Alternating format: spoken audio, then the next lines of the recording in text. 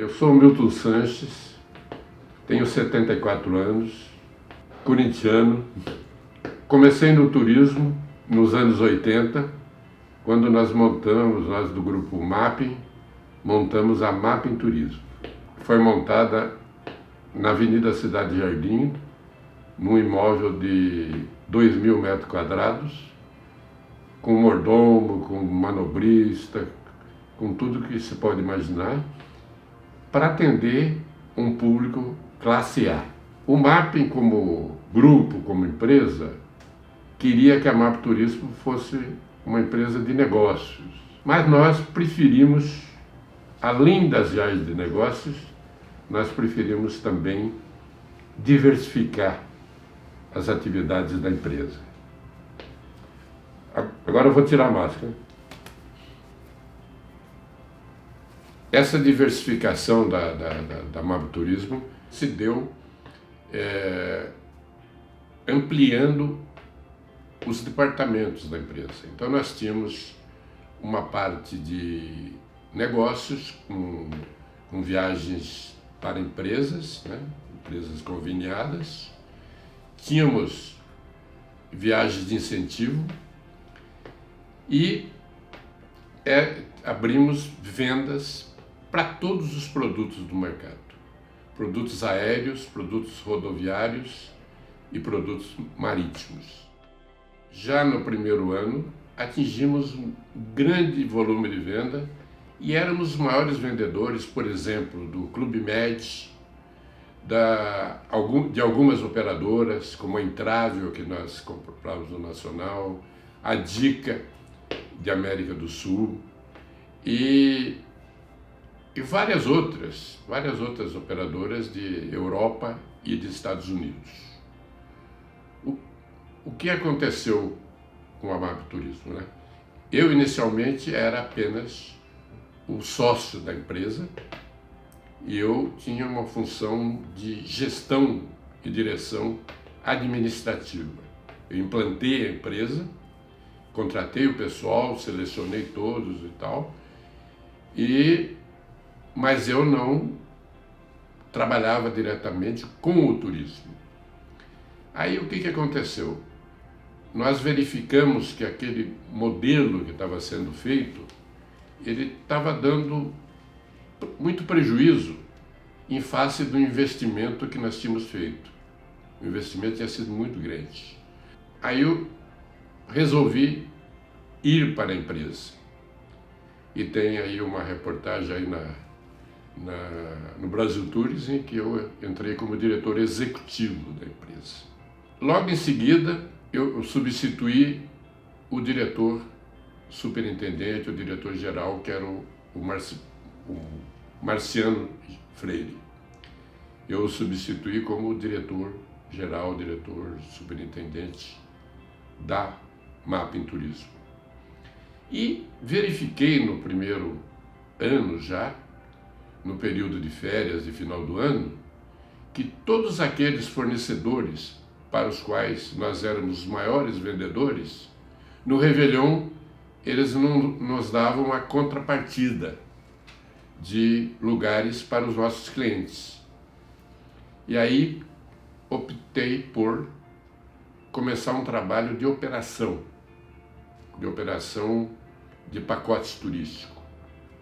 E o MAP sempre achou, e eu também achava, que seria muito fácil, porque o MAP tinha muito dinheiro, era o maior grupo de lojas de departamento na época, e tinha muita aproximação com a mídia, de uma maneira geral, mídia jornalística, televisiva, e resolvi fazer a operação. Quando eu fui fazer a operação, aí foi a minha primeira descoberta do turismo. Dinheiro não compra nada no turismo. O dinheiro, ele ajuda, mas o que vale mesmo é relacionamento. E nós não tínhamos relacionamento com o mercado, a não ser com as operadoras que a gente vendia para elas e com algumas companhias aéreas, por exemplo, como a Varig, que a gente vendia muito bilhete aéreo para eles já nesse período, primeiro ano. Quando eu procurei as demais companhias aéreas, como Transbrasil, como VASP, eu verifiquei que eles já tinham os seus parceiros operadores. E esses parceiros operadores, eles tinham já os alótimas dos voos. Então, não sobrava lugar nenhum para nós. Aí, o que nós fizemos? Fizemos uma primeira operação de lançamento de um hotel em Aracaju, que era o Parque dos Coqueiros, em conjunto com a Varig, e para fazer a operação tive que fretar voos de uma subsidiária da Varig com os Fokkers 40, fazendo inicialmente Salvador, na verdade não era Salvador, era o Galeão Sacramento em Salvador, e com o recém-inaugurado Hotel Matsubara de Maceió. Então eram 2 pacotes com Fokker 40. O que acontecia com o Fokker 40? Ele tinha que fazer uma escala em Belo Horizonte, porque ele não tinha autonomia para ir até Salvador, e nem Maceió. E nós fazíamos 2 voos semanais para Salvador ou Maceió. E, para que a viagem não fosse tão cansativa para os passageiros, nós fazíamos bingos e sorteio de prêmios para distrair os passageiros, porque era o dobro do tempo da viagem. Então, essa foi a primeira operação da MAP em turismo. Em seguida, começamos a contatos com os hotéis, as inaugurações de hotéis, e participamos de todas as inaugurações de hotéis, a partir de 86, do Congresso da BAB de 1986, que na época se inaugurou em Natal o primeiro hotel da Via Costeira, que era um hotel do Natal Mar, que é do Sami El-Ali, que foi pioneiro, e começamos também a trabalhar com outros pioneiros. Nós montamos uma equipe, nós não contratamos ninguém do mercado. Nós montamos uma equipe e treinamos essa equipe para trabalhar em cada área, em cada departamento da operadora. Então nós começamos, na época, com algo em torno de 100 funcionários, e depois de alguns anos nós chegamos a ter 400 funcionários. Nesse pessoal inicial nós tivemos Alfredo Pinto, nós tivemos Álvaro, nós tivemos Roberto Silva, que depois trabalhou com Cuba, e tivemos Luiz Pretzel, da área de incentivos, que também teve depois a sua operadora. Todos os que trabalharam conosco depois foram ter, cada uma, a sua respectiva operadora e o seu negócio. E acabamos fazendo um trabalho interessante na área nacional com Maria Tereza e Maria Célia, na área internacional com Regina Andreoni. Regina Andreoni veio da área de negócios e começou a ser treinada para o turismo internacional. Quando conseguimos dominar no turismo nacional, do qual nos tornamos a maior operadora de turismo nacional com clientes classe A.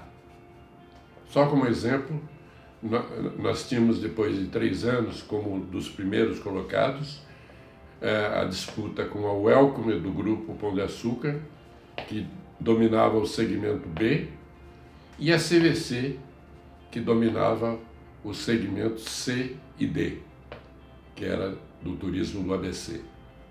Éramos grandes parceiros, sempre gostei de trabalhar num sistema de parceria, e antes de ter o turismo internacional, fiz vários pools, um deles com a Sete Mares e com a Dica, em que nós éramos operadores nacionais, a Dica era sul-americana e a Sete Mares era dos Estados Unidos. E continuamos lançando hotéis, lançando novos produtos, até que resolvemos fretar aviões juntamente com uma empresa que era a Unique Travel, o Airbus A300 da Varig, para fazer Aruba, Curaçao, Cuba e depois também Bahamas. E, obviamente, o salto que se deu de número de passageiros, porque o Caribe era dominado pelo Eduardo Nascimento. O Eduardo Nascimento tinha uma tradição no Caribe muito grande. E Cuba tinha alguns vendedores, como Antônio Aulísio da Flotte, que era um grande vendedor de Cuba, só que eles tinham pouca disponibilidade de voos, eles trabalhavam com os voos regulares. E nós, com os voos charters, nós multiplicamos o número de brasileiros em todos esses locais. E em Aruba, por exemplo, tínhamos desacordos com grandes hotéis e fizemos também em São Martin, fomos pioneiros em Cancún. Enfim, nós tivemos um trabalho excelente no Caribe. Também avançamos para os Estados Unidos para fazer a Flórida. Começamos lá, tanto com o turismo hoteleiro, como com o turismo marítimo, porque, paralelamente, nós éramos representantes da Premier Cruises, que foi a primeira empresa de cruzeiros marítimos para Orlando. E fomos ampliando para a Europa, principalmente com os pacotes rodoviários. Nesse período, no Brasil, o turismo rodoviário ele deu lugar ao aéreo, né? Nós tivemos uma fase muito boa do turismo rodoviário, que a CVC tinha os seus clientes, a Soletur tinha os clientes classe A, porque ele tinha um turismo rodoviário de luxo, mas nós nunca quisemos fazer o rodoviário. Nós fomos direto para o aéreo, Brasil, América do Sul, Argentina, estações de esqui, e já tínhamos realmente um leque, uma gama muito grande de cruzeiros. Com isso, nós avançamos muito, mas nós avançamos prazerosamente. Por quê? Porque eu participava de todas as associações, algumas que eu ajudei, inclusive, a criar. Como advogado, até o estatuto eu fiz de algumas, como a Brastoa, como a Abremar. Então, a transformação e a junção de operadoras que foram feitas, a ABAV, da qual eu fui conselheiro há muito tempo, o Sindetur, do qual eu fui conselheiro e diretor, o Cotal, que é da América Latina, né? Da qual eu era membro e participava de todos os eventos. E como membro dessas associações, eu participava de todos os eventos. Todos os eventos. E nesses eventos, eu diria que foi a época de ouro do turismo.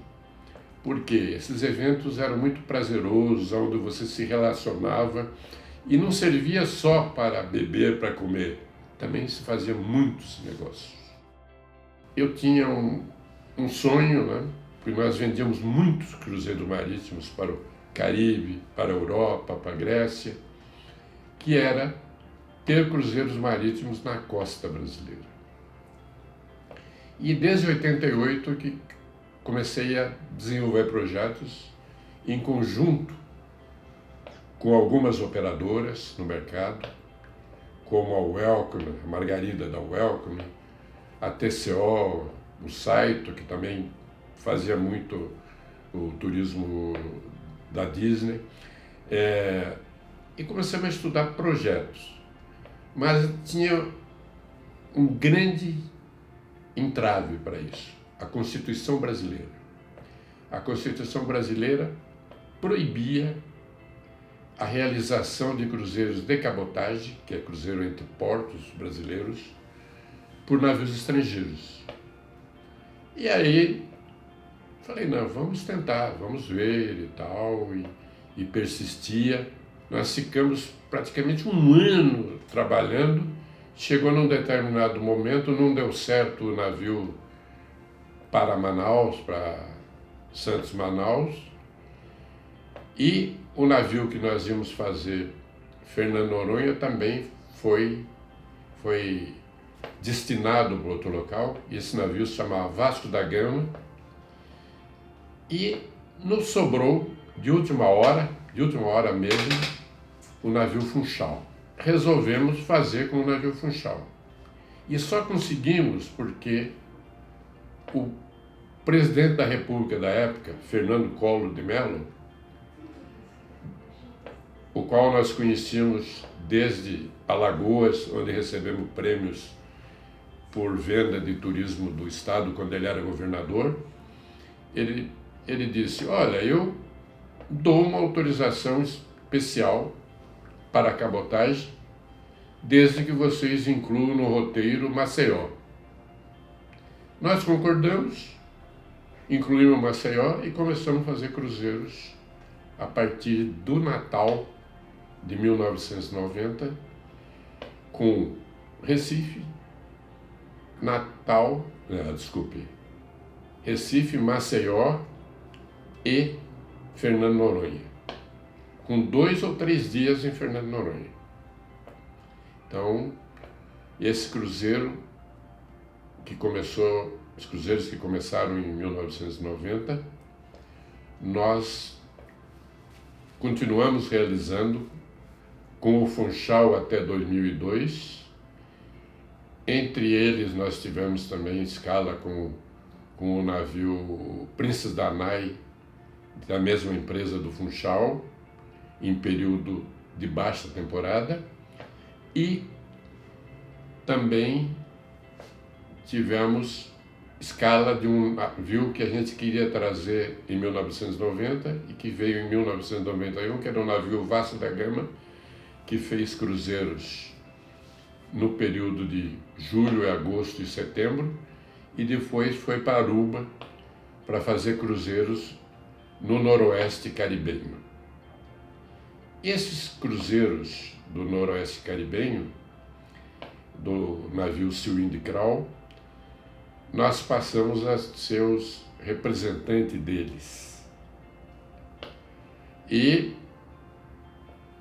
tivemos muito sucesso de venda com eles, que ficou por muitos anos e depois foi comprado pela Premier Cruises, que é a que estava em Porto Canaveral, que comprou outros navios de outra empresa, e foi quando nós nos internacionalizamos.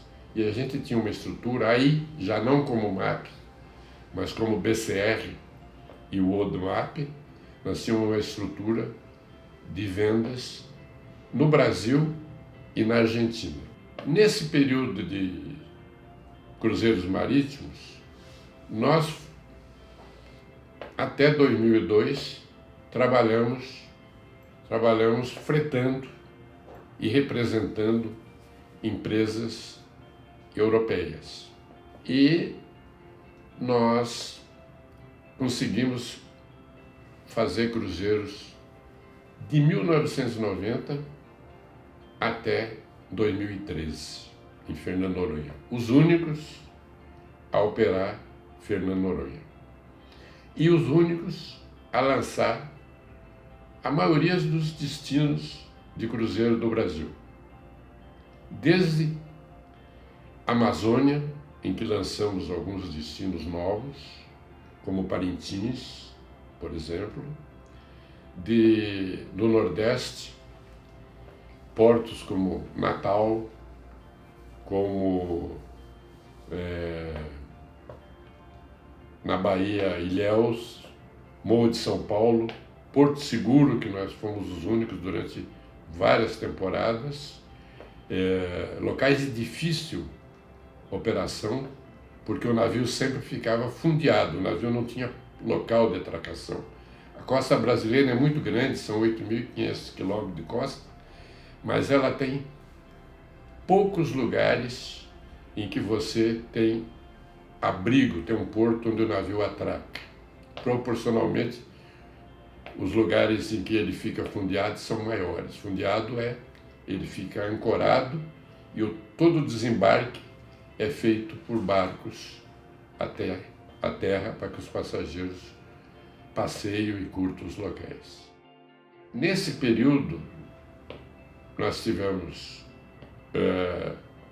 um trabalho muito importante, muito centrado com o pool de operadores. Depois daquele fretamento inicial que foi nosso, da Welcome e da TCO, o Mapping, a Welcome, todo mundo desistiu de fretar cruzeiros marítimos e nós continuamos usando operadoras, um pool de operadoras para venda. Nós seguimos com essas operadoras até 2002, quando eu rompi relações com os donos do Funchal e do Prince Danai e de outros navios e fui convidado pelo Guilherme Paulos da CVC para montar o turismo marítimo da CVC. O turismo marítimo da CVC nasceu num imóvel meu junto no edifício Normandie, que fica junto ao edifício Itália. E ali nasceu a CVC Marítima. Começamos em 2002, com 2 navios, e 3 anos depois conseguimos a liderança do mercado. E seguiu até 2010 como uma das líderes do mercado, quando foi ultrapassada pela MSC, que se agigantou. Essa briga foi uma briga muito interessante. Nós chegamos a ter 7 navios numa temporada brasileira, uma loucura de operação, né? E inauguramos aí portos em todos os locais, como Itajaí, como São Francisco do Sul, e fizemos cruzeiro desde a Amazônia até a Patagônia. Para resumir, porque aí tem muita história, né? Nós tivemos aí alguns probleminhas com navios, né? Um deles foi um navio encalhado à saída de Buenos Aires, outro um navio rápido, que era o Grand Voyage, que estourou o motor perto de Punta del Este, tivemos que ir lá para rebocar. Outros navios que tiveram problemas de motor, e sempre conseguimos consertar imediatamente e realizar os cruzeiros. Fernando Noronha nunca teve aproveitamento menor do que 90%. E os demais cruzeiros nunca tiveram aproveitamento menor do que 85%. Então, realmente foi um período aí áureo de vendas dos cruzeiros marítimos e que nos animou a, de repente, até buscar novos projetos. Agradeço aí a atenção do Brasil Tours, o honroso convite, e estou à disposição para voltar quando eles quiserem.